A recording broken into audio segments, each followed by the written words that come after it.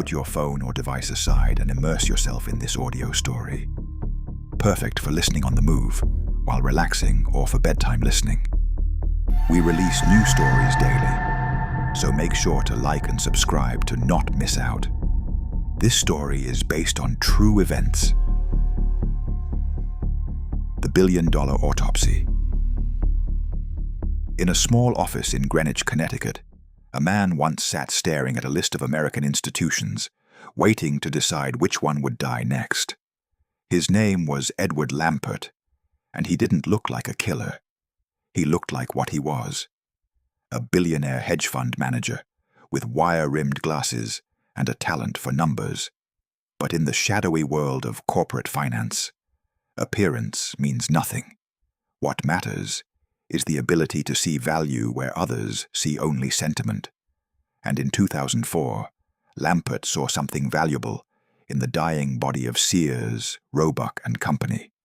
Not the stores, not the employees, not the legacy of the company that had literally built American suburbia. He saw real estate. He saw brands. He saw assets that could be extracted, monetized, and sold off piece by piece, while the public watched one of America's most beloved retailers slowly bleed to death. This is not a story about a rescue attempt that failed. This is a story about a financial strategy so ruthless, so perfectly executed, that it turned a 125-year-old American icon into a hollowed-out shell while making one man spectacularly wealthy. This is the dark business story of how Wall Street learned to profit from corporate death itself. The year was 2003, and Sears was already wounded. Once the largest retailer in the United States, the company that had introduced Americans to mail-order shopping, credit cards, and the very concept of the suburban department store, was now losing ground to Walmart, Target, and a strange new company called Amazon. Its stores were outdated, its brand was aging, and its management seemed frozen in an era when Americans still bought their appliances from thick catalogs delivered to their mailboxes. But Sears still had something valuable. It owned the land beneath hundreds of stores across America. Prime real estate in malls and shopping centers, purchased decades ago when land was cheap. Edward Lampert saw this, and he saw opportunity. Lampert was already a legend in the hedge fund world. His firm, ESL Investments, had generated extraordinary returns by finding undervalued companies and extracting maximum value from them. He was known as a disciple of Warren Buffett, a value investor who looked for hidden wealth in troubled businesses. But where Buffett invested in companies he believed in, Lampert invested in assets he could control. In 2003, he began quietly accumulating shares of Kmart, which had just emerged from bankruptcy.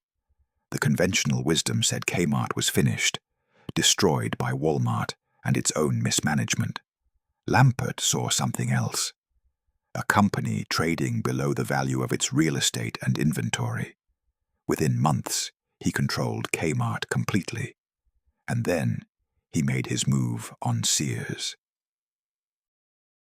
In November 2004, Lampert announced that Kmart would acquire Sears for $11 billion, creating the third-largest retailer in America. The business press celebrated it as a bold move, a merger that would create a retail powerhouse capable of competing with Walmart. Analysts praised Lampert's vision. The stock price surged. But behind closed doors, something very different was happening. Lampert wasn't planning to build a retail empire. He was planning to take it apart. The strategy was elegant in its brutality. Sears owned valuable brands: Craftsman Tools, Kenmore Appliances, Die Hard batteries. These weren't just product lines, they were American institutions, names that represented quality and reliability to generations of consumers.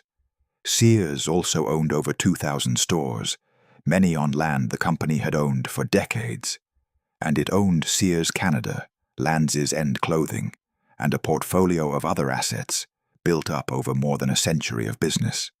Lampert's plan was simple: extract the value from these assets while starving the retail operations of the investment they needed to survive. It's called asset stripping, and it's perfectly legal. It's also perfectly devastating. The first moves were subtle. Lampert spun off portions of the real estate into a separate company called Sears Growth Properties. Sears would now pay rent to a company that Lampert controlled, bleeding cash from the retail operations into his real estate holdings. He sold the Land's End brand for over $500 million. He extracted value from the Kenmore and Die Hard brands by licensing them to other retailers. Each transaction made financial sense in isolation. Each one moved valuable assets out of Sears and into entities that Lampert controlled. But together, they were slowly bleeding the company to death. Meanwhile, the stores were dying. Lampert refused to invest in renovations, in new merchandise, in the technology infrastructure that modern retailers needed to compete.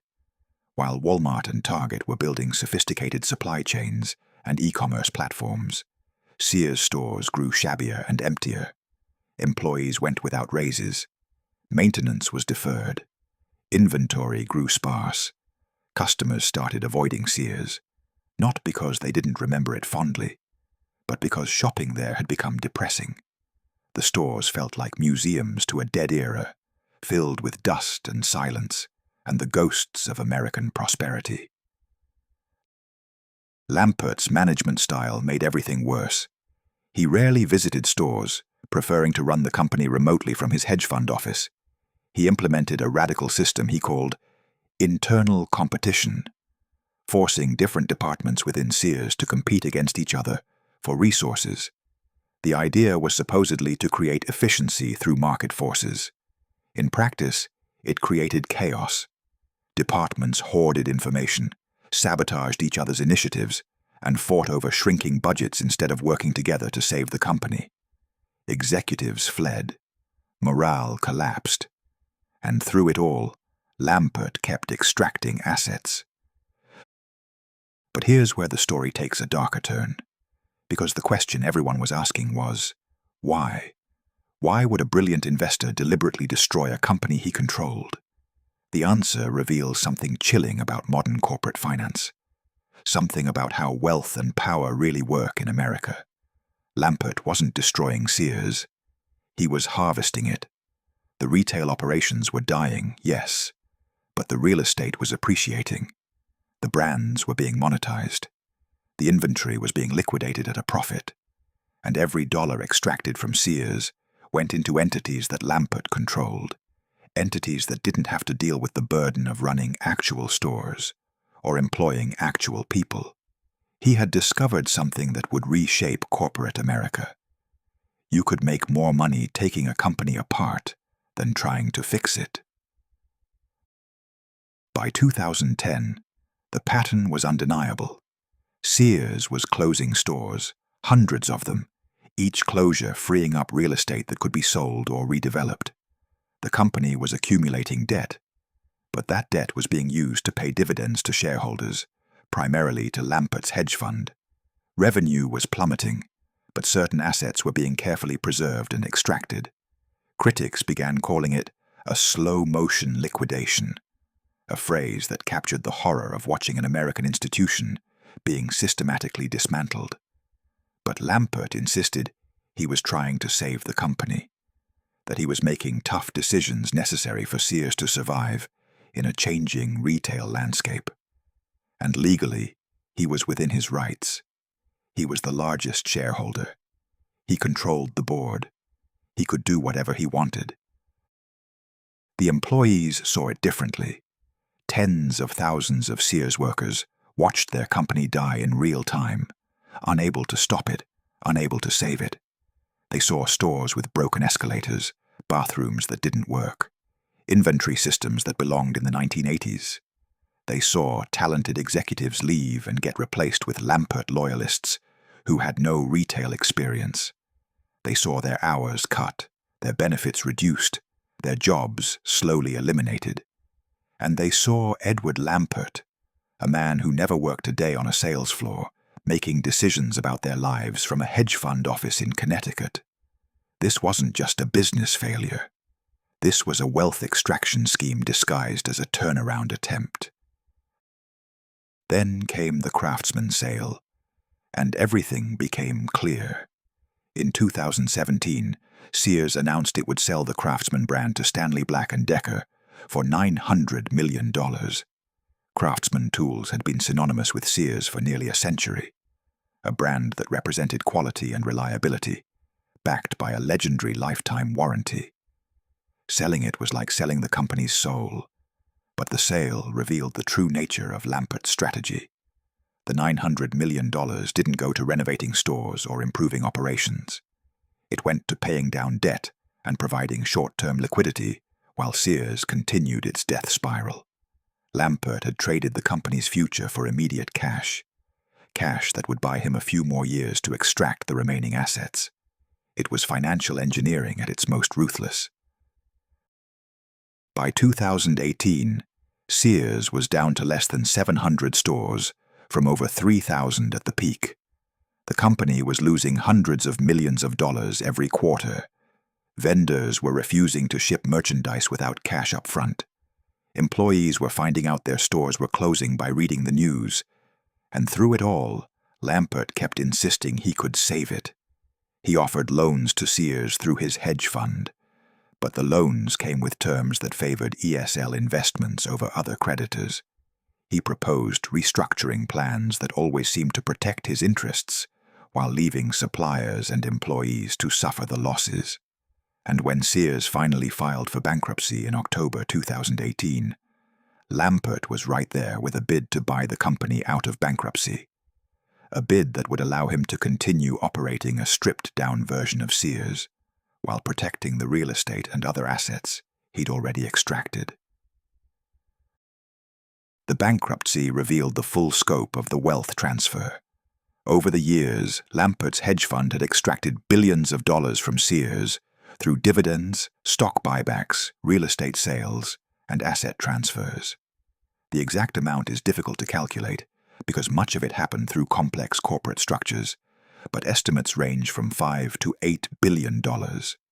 Meanwhile, Sears' creditors, the suppliers and landlords and bondholders who had trusted the company, were facing massive losses. Employees were losing their jobs and their pensions. Communities were losing anchor stores that had anchored shopping centers for generations. But Lampert had protected himself brilliantly. Because he controlled the company, he had been able to structure every transaction to favor his interests. He had used Sears' own assets to pay himself, then claimed he was trying to save the company. Creditors fought back, filing a lawsuit alleging that Lampert had stripped Sears of over $2 billion in assets through fraudulent transfers. They argued that the real estate spin-off, the Land's End sale, the Craftsman sale, and numerous other transactions were designed to enrich Lampert while pushing Sears toward bankruptcy. The lawsuit painted a picture of systematic looting, of a hedge fund manager who had bought a struggling company not to fix it, but to harvest it for parts. Lampert denied everything, arguing that his transactions were legitimate business decisions made to try to save a company in a dying industry. And here's the terrifying truth. Both sides might be right, because in modern corporate finance, the line between aggressive wealth extraction and illegal fraud is razor-thin and constantly shifting. The lawsuit eventually settled in late 2021, with Lampert and his hedge fund agreeing to pay creditors $125 million and return some assets without admitting wrongdoing. It was a fraction of what had been extracted, a tiny penalty for the death of an American institution, but it revealed something important. Even the legal system couldn't fully address what had happened, because Lampert hadn't broken any laws. Not really. He had simply played the game better than anyone else, using the rules of corporate finance to transfer wealth from a company, its employees, and its creditors into his own pockets. He had discovered that in America, you could legally dismantle a company, destroy thousands of jobs, and devastate communities as long as you followed the proper procedures and maintained the fiction that you were trying to save it. Today, Sears exists only as a ghost. A handful of stores still operate, zombie outlets selling off the last remnants of inventory. The Sears name is now owned by a company called Transformco, which Lampert controls. The real estate has been sold off or redeveloped. The brands have been scattered to other retailers. The employees have moved on, if they were lucky enough to find other jobs in a retail industry that was already contracting. And Edward Lampert remains a billionaire, insulated from the consequences of Sears' death by the very financial structures he used to profit from it. But the story of Sears is bigger than one company or one hedge fund manager. It's a story about how modern capitalism has evolved to value financial engineering over actual production, asset extraction over company building. It's about how the language of shareholder value and maximizing returns can be used to justify decisions that destroy companies and communities. It's about how the financial system rewards those who can manipulate corporate structures more than those who create actual value. The rise and fall of Sears teaches us something dark about wealth and power in America.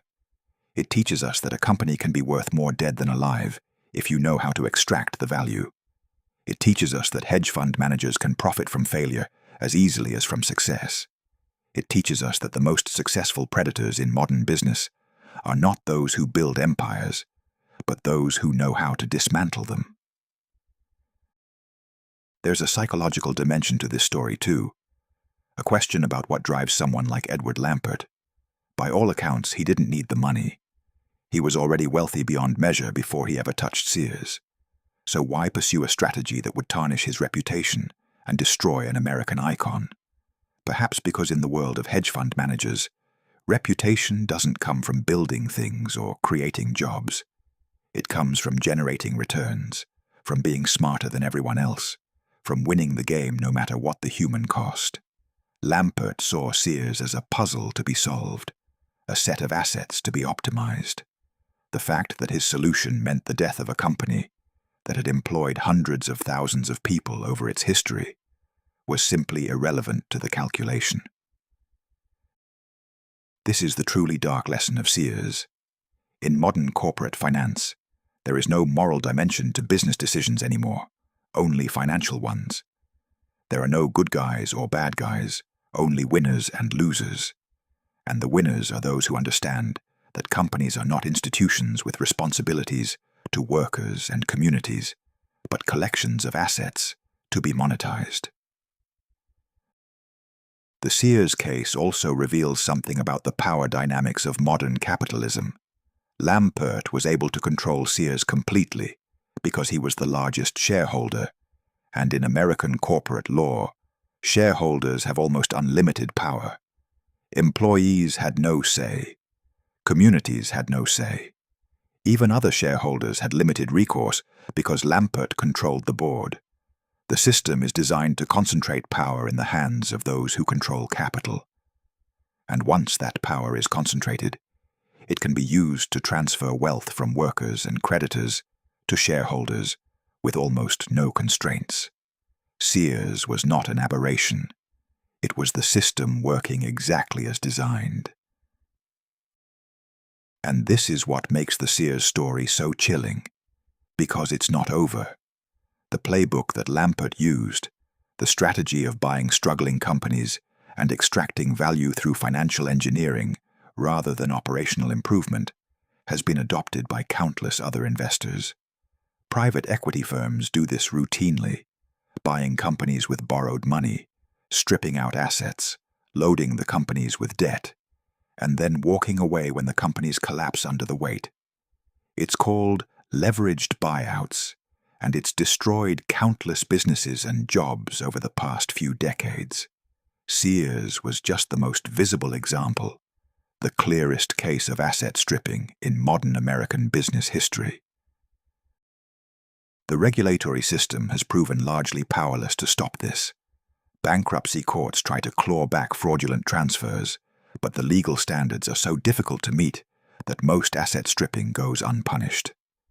The Securities and Exchange Commission monitors corporate transactions, but most of what Lampert did was technically legal, Shareholders can sue, but when the largest shareholder is the one stripping assets, who's left to sue? The system has no answer for the question of how to stop someone from destroying a company they legally control. There's a tragic irony in the Sears story. The company had survived the Great Depression, World War II, the rise of suburban shopping malls, the advent of big-box retail.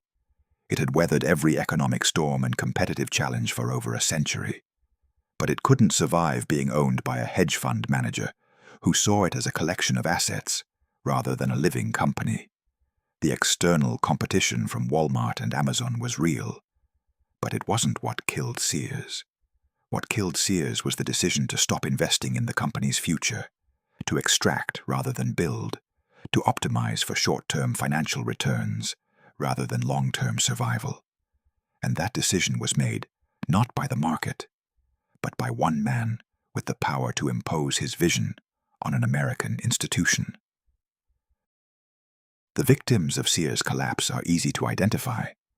Tens of thousands of employees lost their jobs, many of them older workers with decades of service who found themselves unemployed in a brutal retail environment. Suppliers who had done business with Sears for generations lost millions when the company went bankrupt. Communities lost anchor stores that had sustained shopping centers and commercial districts. Pension funds that had invested in Sears bonds suffered losses. And customers lost access to brands they had trusted for generations, brands that are now scattered across other retailers or extinct entirely. But there's a less visible victim too. The very idea that companies are institutions with responsibilities beyond maximizing returns for shareholders. Sears used to represent something important in American life. The idea that a company could be successful while also serving its community, employing people with dignity, and building products that lasted. The death of Sears represented the death of that idea, replaced by the modern notion that companies exist only to generate returns. And when they can't do that profitably, they should be dismantled and their assets distributed to those smart enough to extract them. There are defenders of Lampert who argue that he tried to save Sears but failed, that the company was already dying when he bought it, that retail was changing too fast for any turnaround to succeed. And there's some truth to this. Sears was struggling before Lampert arrived. The retail industry was being revolutionized by e-commerce and changing consumer preferences. Perhaps no strategy could have saved Sears, but that defense misses the point, because Lampert never really tried to save Sears as a retail company. He tried to extract maximum value from Sears as a collection of assets, and he succeeded brilliantly at that goal, even as the company died. The question that haunts the Sears story is whether it had to end this way. Could Sears have been saved with massive investment in e-commerce, store renovations, and supply chain technology? Maybe. Could it have been restructured more quickly, closing underperforming stores while investing in the best locations? Possibly. But those strategies would have required spending money on the retail operations rather than extracting it. And that wasn't Lampert's plan. He was playing a different game, one where the goal was not to fix the company, but to harvest it. And by the rules of that game, he won. The Sears story also reveals the limits of the creative destruction narrative that dominates modern business thinking. The idea is that capitalism works by allowing inefficient companies to die, so that resources can be reallocated to more productive uses. But the death of Sears didn't free up resources for innovation. It concentrated wealth in the hands of a hedge fund manager and his investors. The real estate mostly got redeveloped into other retail, not into something new. The employees mostly struggled to find comparable jobs in a declining industry. The capital that Lampert extracted went into other financial investments, not into building new businesses or creating new jobs. This wasn't creative destruction. It was just destruction. And this is where the story gets darkest, because the lesson that Wall Street learned from Sears wasn't, "Don't do this." The lesson was, "This works." Lampert made billions by stripping Sears for parts, and other investors took notice. The playbook has been applied to countless other retailers, restaurant chains, manufacturing companies. Buy a struggling company, extract the valuable assets, load it with debt, let it collapse, profit from the liquidation. It's a strategy that works brilliantly for investors while devastating workers and communities, and it's perfectly legal. Today, when you drive past an abandoned Sears store, you're looking at more than just a failed business. You're looking at a crime scene, the site where American capitalism murdered one of its own institutions for profit. The building might be converted into a gym or divided into smaller stores. The parking lot might host a food truck festival. But the bones of Sears are still there, a monument to what happens when financial engineering becomes more profitable than actually running a business. Edward Lampert has largely retreated from public view, his reputation in ruins outside of the hedge fund world, but his fortune intact. He still controls what's left of Sears through his investment firm. He still manages billions of dollars. He's still a wealthy man, insulated by layers of corporate structures and legal protections from any real accountability for what happened. And that's perhaps the most chilling lesson of all. In modern American capitalism, you can destroy an institution, devastate thousands of lives, and tarnish your own reputation, and still walk away rich. The story of Sears is a warning. It's a warning about what happens when we allow companies to be treated purely as financial assets, rather than as institutions with broader social responsibilities. It's a warning about the dangers of concentrated power in the hands of shareholders who have no connection to the companies they control. It's a warning about a financial system that rewards destruction as richly as creation. And it's a warning that in the modern economy, some of the most successful business people are not those who build companies, but those who know how to take them apart. In the end, Sears died not because it couldn't compete with Walmart or Amazon, but because it was more valuable dead than alive to the people who controlled it. That's the dark secret at the heart of modern corporate finance.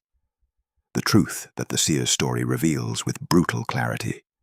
Sometimes the most profitable thing to do with a company is to kill it slowly, extracting value with each cut, until there's nothing left but an empty building and a for lease sign. Edward Lampert didn't invent this strategy, but he perfected it, demonstrating on the largest possible stage that American capitalism has evolved into something that would be unrecognizable to the founders of Sears, Roebuck and Company. And somewhere in Greenwich, Connecticut, in a hedge fund office with a view of Long Island Sound, the playbook that killed Sears sits waiting to be applied to the next vulnerable company, the next collection of assets disguised as an institution, because that's the lesson of this dark business story. In modern finance, everything is for sale. Everything can be stripped for parts, and the only thing that matters is knowing how to extract the value before anyone realizes what you're doing. The predators are still hunting, and they've learned that the biggest prey of all are the companies we thought were too big, too important, too American to ever die. Sears proved them wrong, and the next victim is probably already in their sights. Subscribe and listen to our next story below.